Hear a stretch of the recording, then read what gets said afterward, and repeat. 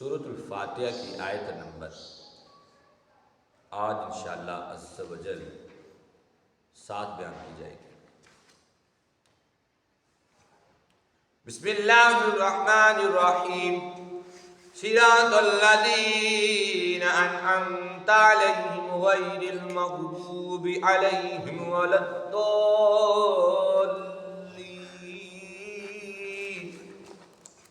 ترجمہ: ان لوگوں کا راستہ جن پر تم نے احسان کیا، نہ کہ ان کا راستہ جن پر غضب ہوا اور نہ بہکے ہووں کا۔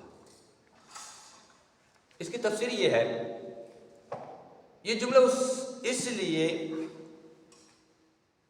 یہ جو بیان کیا جا رہا ہے کہ ان لوگوں کا راستہ جن پر تم نے احسان کی، یہ جملہ اس سے پہلے آیت کی تفسیر ہے۔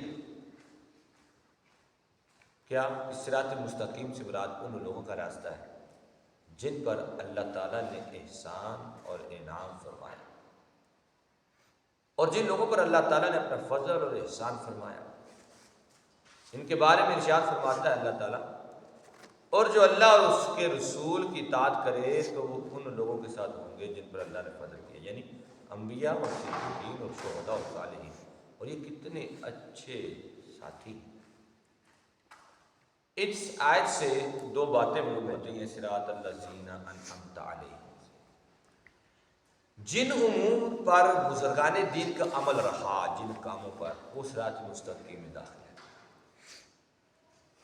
دوسری بات یہ ہے کہ امام فخر الدین رازی رحمۃ اللہ تعالی علیہ فرماتے ہیں کہ بعض مفسرین نے فرمایا کہ اہدنا الصراط المستقیم کے بعد صراط الذین انعمت علیہم کو ذکر کرنا اس بات کی دلیل ہے کہ مرید ہدایت اور مکاشفہ کے مقامات تک اسی صورت پہنچ سکتا ہے جب وہ کسی ایسے کامل پیر کی پیروی کرے جو درست راستے کی طرف اس کی رہنمائی کرے، غلطیوں اور گمراہیوں کی جگہوں سے اسے بچائے، کیونکہ اکثر لوگوں پر نقص جو ہے وہ غالب ہوتا ہے، ان کی عقل حق کو سمجھنے اور صحیح اور غلط میں قیاس کرنے سے قاصر ہے۔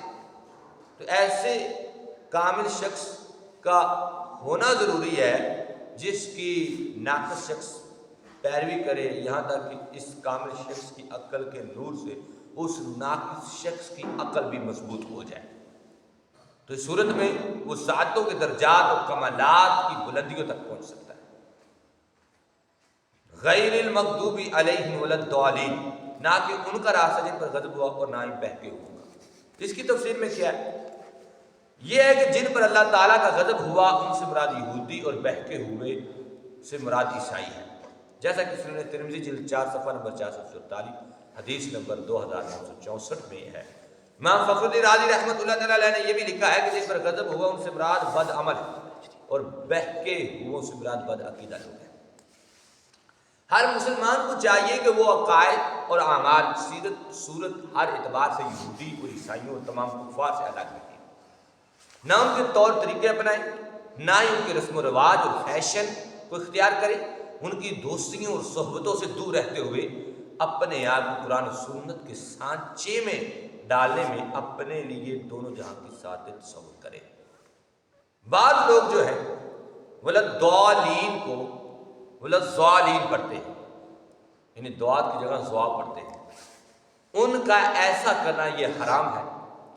اعلیٰ حضرت امام احمد رضا خان فرماتے ہیں کہ داد اور ضا، زال، زا سب حروف متباینہ متغایرہ، یعنی ایک دوسرے سے جدا جدا حروف ہیں، اس کو متغایرہ بھی اعلیٰ حضرت نے بولا ہے۔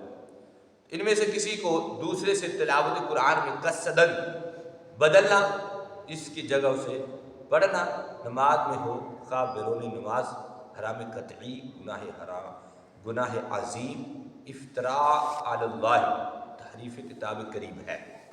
اس مسئلے کے بارے میں دلائل کے ساتھ تفصیلی معلومات کا حاصل کرنے کے لیے فتاوی رضویہ کی 6 جلد میں موجود ان رسائل کا مطالعہ بھی کیا جا سکتا ہے۔ نعم الزد لروم الدعات، یعنی کہ دعات پڑھنے کا بہترین طریقہ، الجام السات ان سنن الدعات، دعات کے طریقوں سے روکنے والوں کے منہ میں لگام دینا۔ یہ اعلیٰ حضرت رسالے لکھے ہیں، ان کا جو مطالعہ ہے یہ بہت ضروری ہے، کرنا چاہیے۔ آمین اس کا ایک معنی ہے اے اللہ تو قبول فرما، دوسرا معنی ہے اے اللہ تو ایسا ہی فرما۔ یہ قرآن مجید کا کلمہ نہیں ہے۔ نماز کے اندر اور نماز سے باہر جب بھی سورۃ فاتحہ ختم کی جائے تو اس کے بعد آمین کہنا سنت ہے۔ حناف کے نزدیک نماز میں آمین بلند آواز سے نہیں بلکہ آہستہ کہی جائے گی۔ یہ کچھ مسائل تھے الضالین کے بھی آپ سماعت کر لیجیے اور اس آیت کریمہ 7 کی تفسیر بھی سماعت کر لیں۔ اللہ تعالیٰ کی بات میں دعا ہے کہ اللہ تعالیٰ ہم سب کو حق سچ بیان کرنے کی توفیق نصیب فرمائے اور حق سچ سننے کی توفیق